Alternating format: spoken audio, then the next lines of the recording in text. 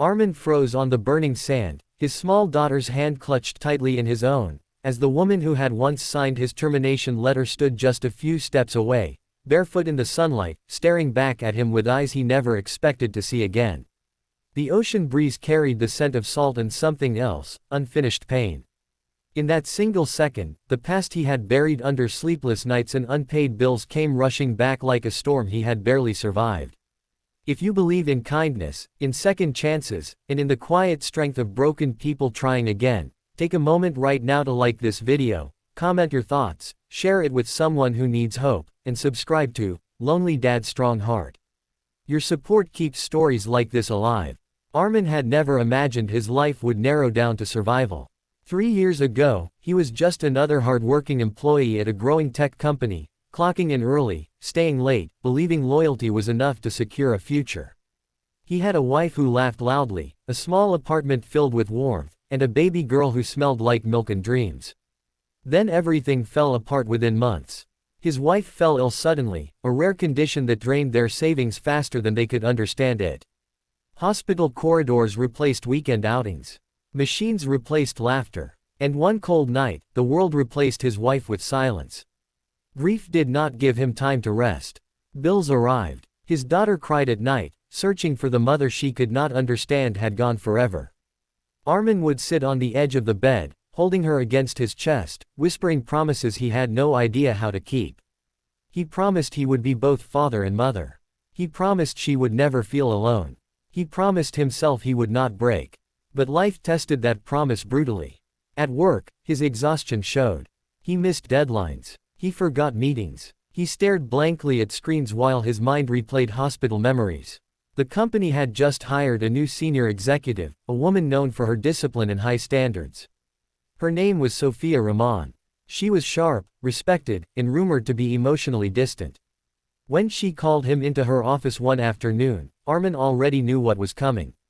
She spoke with professionalism, outlining performance metrics, the company's direction, and the necessity of efficiency. Armin barely heard the details. All he understood was that he was no longer needed.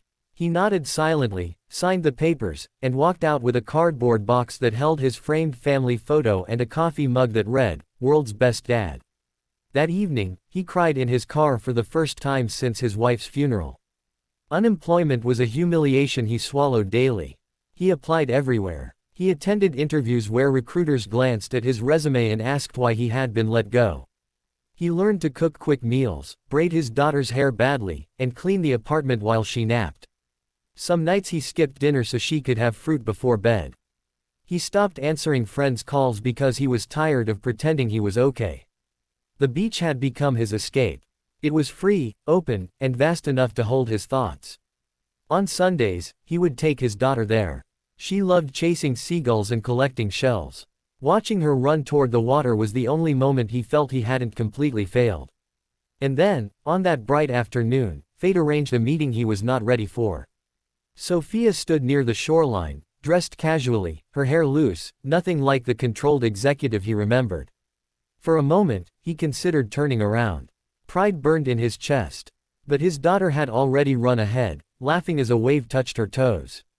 Armin followed quickly, afraid she might slip. Sophia noticed him first. Recognition flickered across her face, followed by something softer, something he had never seen in that glass-walled office. The silence between them was heavy with history. Armin expected awkward politeness or perhaps indifference. What he did not expect was concern.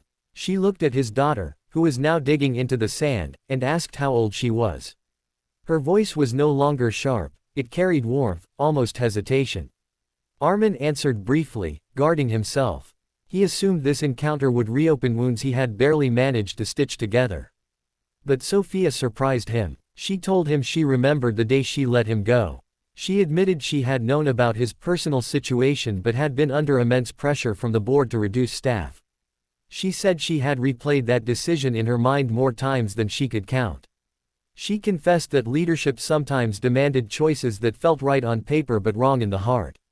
Armin listened, unsure whether to feel anger or relief. The wind moved between them like an unseen witness. Then she said something that shifted everything. She said she had admired his dedication before his wife fell ill. She said she had seen the way he spoke about his daughter during lunch breaks, how his eyes softened when he mentioned her first steps. She said she had never doubted his capability, only his capacity during grief. And grief, she admitted quietly, was something she understood more than he realized. For the first time, she spoke about her own past. Years ago, she had lost her younger brother in an accident. She had thrown herself into work to survive the pain. Success became her shield. Efficiency became her armor. She thought strength meant never slowing down. Seeing Armin struggle at work had reminded her of the version of herself she had tried to bury, fragile and hurting. Her words were not excuses. They were honest, vulnerable confessions carried by the rhythm of the ocean. Armin felt something inside him loosen. For years, he had carried the belief that being fired meant he was weak, incapable, a burden. He had blamed himself for not being stronger, not separating grief from responsibility. Hearing her acknowledge his humanity cracked the wall around his heart. She told him the company had evolved since then. The pressure had shifted. They were building a new team focused on community-driven projects. She said she did not know if he would even consider returning, but she wanted him to know the door was open. Not out of pity, but because she believed in his potential. Armin looked at his daughter, who was now running toward him with a broken shell in her hand, proudly showing it as if it were treasure. He knelt to her level, smiling genuinely for the first time in weeks. He realized that losing his job had forced him to learn things he never would have otherwise: patience, resilience, humility. He had grown in invisible ways. Sophia watched them quietly. Then she said the words that healed him more than any job offer could. She said that surviving loss while raising a child alone was not failure.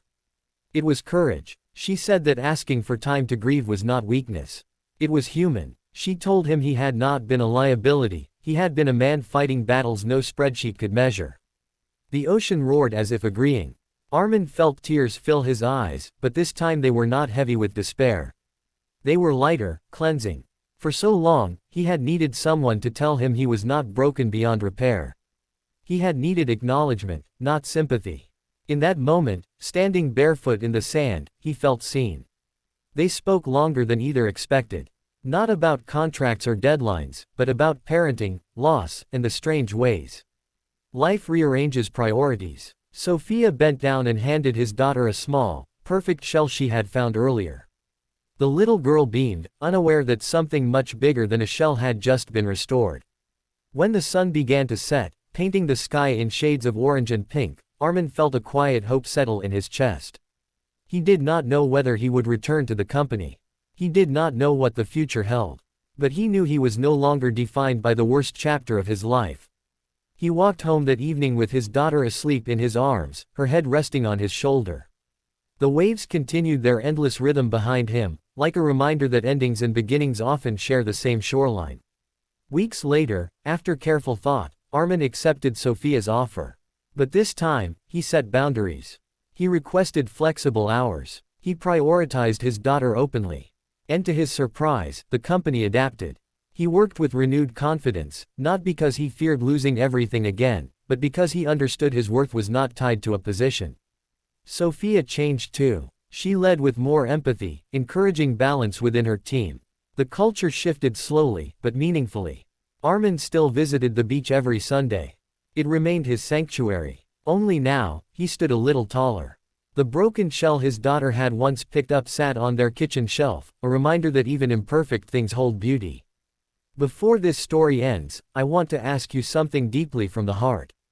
If this journey of loss, forgiveness, and quiet strength has touched you in any way, please pause and comment. Strength lives in broken hearts, below. Your words might give courage to someone silently struggling. Life does not promise fairness. It does not guarantee that hard work will shield us from grief. But sometimes, healing arrives unexpectedly, on a shoreline, in a conversation, in words we never thought we would hear. If this story moved you, if you felt Armin's pain and hope as your own, please like this video, share it with someone who needs reassurance, and subscribe to Lonely Dad's Strong Heart. Together, we can remind the world that even single dads with shattered dreams can rise again. Because sometimes, all it takes is one honest conversation, one moment of compassion, to turn a broken heart into a strong one.